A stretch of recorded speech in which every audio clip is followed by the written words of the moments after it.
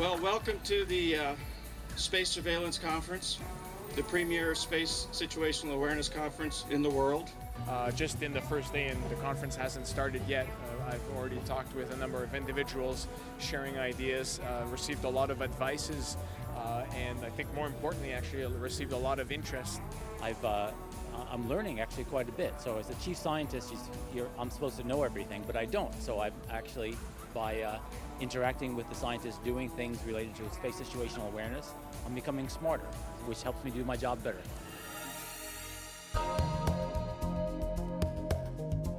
It's a commitment to send a number of people to this conference, but I think it's very valuable because everybody that's involved in this industry makes an effort to be here. There are opportunities to network from hardware to software and algorithms, all the way to sensors, observation time on some of the world's best assets, telescopes. It's just a tremendous opportunity. Even the national labs are here. The Department of Energy is here. I can't think of a conference that has the kind of depth and breadth that this one does. We get a lot of advertising, the name in the programs and things like that, so people become familiar with who we are if they didn't already know who we were. And we really do take advantage of the having the breakout rooms available to the sponsors to be able to have some one-on-one time with people who are attending the conference.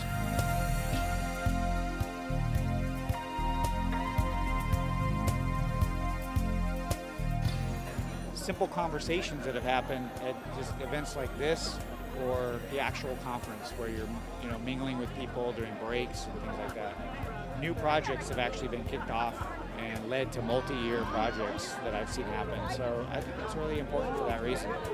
That by networking we can guide the larger group of people to a common end goal. As you know, any national effort such as space situational awareness requires that guiding vision, and this is a great opportunity for everyone to attain that common vision. Aloha and welcome to this year's Advanced Maui Optical and Space Surveillance Technologies Conference.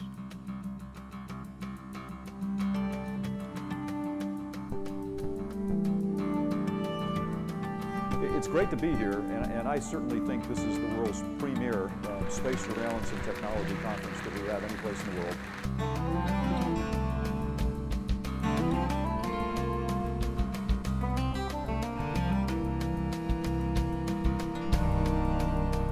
Just because of the subject matter, and like I said, this is one of the few conferences that actually covers this material. So, Amos, the M stands for Maui, but like I said, if it stood for Mississippi, we'd come anyway.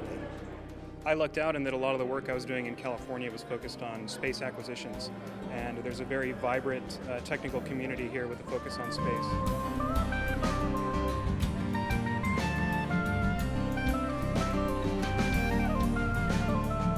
So again, the pressure to get together to find new and faster ways to turn this technology is what's going to motivate more and more people to come and have this collaborative experience.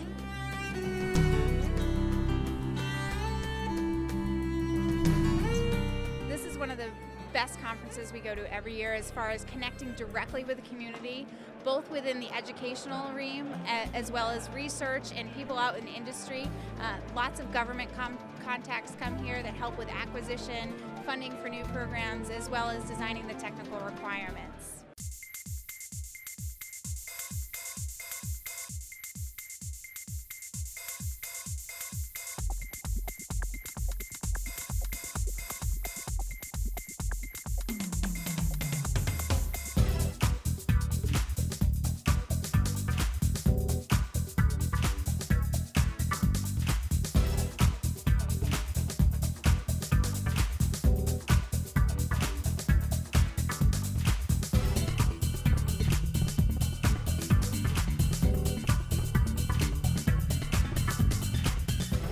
Love coming to Maui. Let me put it this way: at FLIR Systems, we use the attendance at this conference and who gets to cover this conference as an incentive for my team, performance incentive. It's almost a reward to come to the Amos conference here on Maui.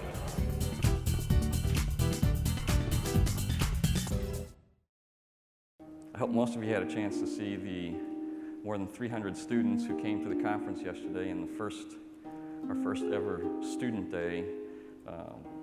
They converged on the conference. They were engaged in the exhibit center, hands-on experiments that they did. Had an inspirational talk and photo op with astronaut Captain Robert Kerbeam.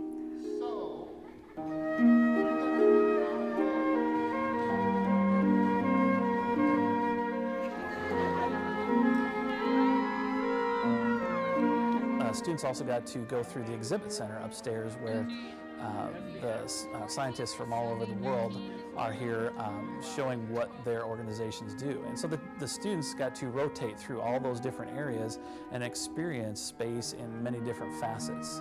And basically the whole thing was to get them inspired about science, technology, engineering, and mathematics.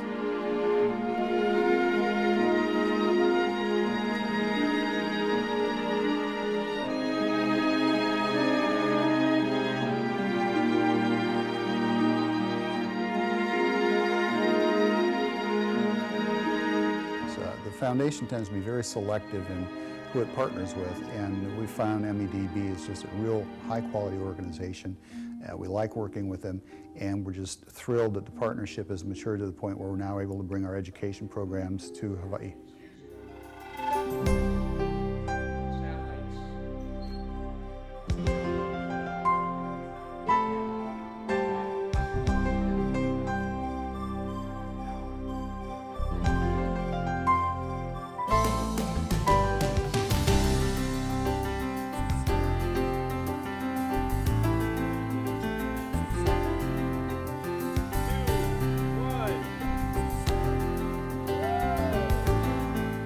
Absolutely, because one of the major things for education is for us as professors to be current in our field and to see what's happening. Or I'm not the right person to be teaching my students what's happening.